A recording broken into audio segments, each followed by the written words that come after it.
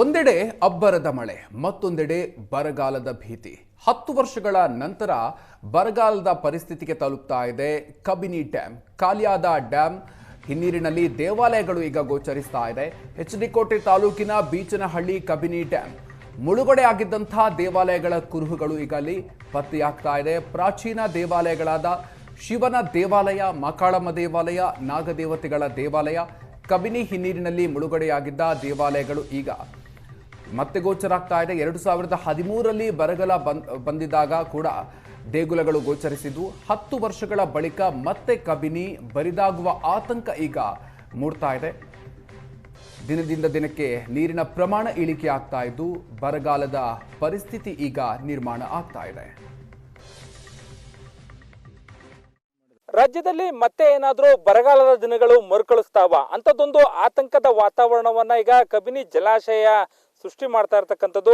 ಅಂದ್ರೆ ಜಲಾಶಯ ಈಗ ಬರದ ಅಂದ್ರೆ ಬೇಸಿಗೆಯ ಆರಂಭದ ದಿನಗಳಲ್ಲಿದೆ. ಆರಂಭದ ದಿನಗಳಲ್ಲೇ ಕೂಡ ಜಲಾಶಯದಲ್ಲಿ ಗಣನೀಯ ಪ್ರಮಾಣದಲ್ಲಿ ನೀರು ಕಡಿಮೆ ಆಗ್ತಾ ಇರ್ತಕ್ಕಂಥದ್ದು ನೀವಿಲ್ಲಿ ಗಮನಿಸಬಹುದು. ಕಬಿನಿ ಜಲಾಶಯದ ಹಿನ್ನೀರಿನಲ್ಲಿ ನಾವಿದ್ದೀವಿ. ಕಬಿನಿ ಜಲಾಶಯದಲ್ಲಿ ಈಗಾಗಲೇ ಪ್ರಸ್ತುತ ಕೇವಲ 2257 ಅಡಿಗಳಷ್ಟು ನೀರಷ್ಟೇ ಕೂಡ ಬಾಕಿ ಇರ್ತಕ್ಕಂಥದ್ದು. ಕೇವಲ 6 TMC ಅಷ್ಟೇ ನೀರು ಕೂಡ ಇರ್ತಕ್ಕಂಥದ್ದು. ಬರಗಾಲದ ಪರಿಸ್ಥಿತಿಗಳು ಎದುರಾಗ್ತಿದ್ಯಾ ಅನ್ನೋ ಒಂದು ಆತಂಕ ಸೃಷ್ಟಿಯಾಗ್ಲಿಕ್ಕೂ ಕೂಡ ಕಬಿನಿ ಜಲಾಶಯದ ಹಿಂಭಾಗದಲ್ಲಿ ಇರ್ತಕ್ಕಂತಹ ಮುಳುಗಡೆಯಾಗಿದ್ದಂತ ಶಿವನ ದೇವಸ್ಥಾನ ಏನಿದೆ ಆ ದೇವಸ್ಥಾನ ಗೋಚರ ಆಗಿರ್ತಕ್ಕಂಥದ್ದು ನೀವಿಲ್ಲಿ ಗಮನಿಸಬಹುದು.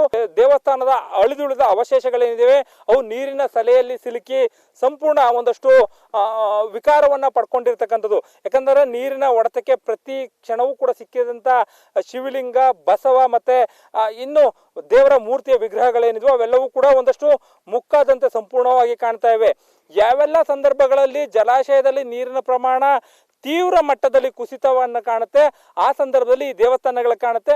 ಸುತ್ತಮುತ್ತಲ ಜನರಿಗೆ ಆ ಸಂದರ್ಭದಲ್ಲಿ ಒಂದು ಆತಂಕ ಇದ್ದೇ ಇರುತ್ತೆ. ಯಾಕಂದ್ರೆ ಮುಳುಗಡೆ ನೀರಿನಲ್ಲಿ ಮುಳುಗಡೆ ಆಗುವಂತ ಈ ಒಂದು ದೇವಸ್ಥಾನ ಕಾಣ್ಲಿಕ್ಕೆ ಯಾವಾಗ ಶುರುವಾಗುತ್ತೆ, ನಮಗೆ ಬರಗಾಲದ ದಿನಗಳು ಜಾಸ್ತಿ ಆಗ್ತಾ ಇವೆ, ಅಂದ್ರೆ ಬರ ಹೆಚ್ಚಾಗ್ತಾ ಇದೆಯಾ ಅನ್ನೋ ಒಂದು ಆತಂಕ ಸೃಷ್ಟಿಯಾಗ್ಲಿಕ್ಕೆ ಶುರುವಾಗುತ್ತೆ. ಈಗಾಗಲೇ ಕೂಡ ದೇವಸ್ಥಾನದ ಸುಮಾರು 10-15 ಅಡಿಗಳಷ್ಟು ಆಳಕ್ಕೆ ಈಗಾಗಲೇ ನೀರು ಕೂಡ ಕೆಳಕ್ಕೆ ಹೋಗಿರ್ತಕ್ಕಂಥದ್ದನ್ನು ನಾವಿಲ್ಲಿ ಗಮನಿಸ್ಬೋದು. ನಾವು ಈ ಮೊದಲ ಬಾರಿಗೆ ಅಂದ್ರೆ 2013ರಲ್ಲೂ ಕೂಡ ಇಂಥದ್ದೊಂದು ಪರಿಸ್ಥಿತಿಯನ್ನ ಬಿತ್ತರ ಮಾಡಿದ್ವು. ಆ ಸಂದರ್ಭದಲ್ಲೂ ಕೂಡ ಜಲಾಶಯದ ನೀರು ಸಂಪೂರ್ಣವಾಗಿ ಗಣನೀಯವಾಗಿ ಇಳಿಕೆಯಾಗಿತ್ತು. ಆಗ್ಲೂ ಈ ಒಂದು ಶಿವನ ದೇವಸ್ಥಾನ ಮತ್ತೆ ದೇವಸ್ಥಾನದ ಅವಶೇಷಗಳು, ದೇವರ ಅವಶೇಷಗಳೇನಿದ್ವು ಅವೆಲ್ಲವೂ ಕೂಡ ಕಾಣ ಸಿಕ್ಕಿದ್ವು. ಕಳೆದ 2 ವರ್ಷಗಳ ಹಿಂದೆಯೂ ಕೂಡ ಇಂಥದ್ದೊಂದು ಪರಿಸ್ಥಿತಿ ಇತ್ತು. ಈಗ ಮತ್ತೊಮ್ಮೆ ಕಬಿನಿ ಜಲಾಶಯದ ಈ ನೀರಿನಲ್ಲಿ ಅಂದ್ರೆ ಬಿದರಳ್ಳಿ ಗ್ರಾಮಕ್ಕೆ ಹೊಂದ್ಕೊಂಡಂತೆ ಇರ್ತಕ್ಕಂಥ ಈ ಒಂದು ಪ್ರದೇಶ ಏನಿದೆ, ಪ್ರದೇಶದ ಗ್ರಾಮದ ದೇವಸ್ಥಾನ, ಆ ದೇವಸ್ಥಾನದ ಅವಶೇಷಗಳು, ಶಿವನ ದೇವಸ್ಥಾನ, ಶಿವಲಿಂಗ ಎಲ್ಲವೂ ಕೂಡ ಸಂಪೂರ್ಣವಾಗಿ ಗೋಚರ ಆಗ್ತಾ ಇರ್ತಕ್ಕಂಥದ್ದು. ಇನ್ನು ಮಳೆ ಕೂಡ ಭೂಮಿಗೆ ಬೀಳಲಿಕ್ಕೆ ಮೀನಾಮೇಷವನ್ನ ಹೇಳ್ತಾ ಇದೆ. ಈ ಸಂದರ್ಭದಲ್ಲಿ ಮತ್ತಷ್ಟು ನೀರಿನ ಆತಂಕ ಜನರಲ್ಲಿ ಜಾಸ್ತಿ ಆಗಿರ್ತಕ್ಕಂಥದ್ದು. ಒಟ್ಟಾರೆಯಾಗಿ ಕಬಿನಿ ಜಲಾಶಯದ ನೀರಿನ ಮಟ್ಟ ಗಣನೀಯವಾಗಿ ಇಳಿಕೆ ಆಗಿದ್ದು, ಇಳಿಕೆ ಆದಂತ ಪರಿಣಾಮವಾಗಿ ಬಿದರಳ್ಳಿಯ ಪಕ್ಕದಲ್ಲೇ ಇರ್ತಕ್ಕಂಥ ಶಿವನ ದೇವಸ್ಥಾನ ಈಗ ಸಾರ್ವಜನಿಕರಿಗೆ ಗೋಚರ ಆಗ್ತಾ ಇರ್ತಕ್ಕಂಥದ್ದನ್ನು ನಾವಿಲ್ಲಿ ಗಮನಿಸಬಹುದು. ಕ್ಯಾಮ್ರಾ ಪರ್ಸನ್ ನವೀನ್ ಜೊತೆ ಮಧು ಎಂ ಚಿನ್ಕುರುಳಿ, ಏಷ್ಯಾನೆಟ್ ಸುವರ್ಣ ನ್ಯೂಸ್, ಮೈಸೂರು.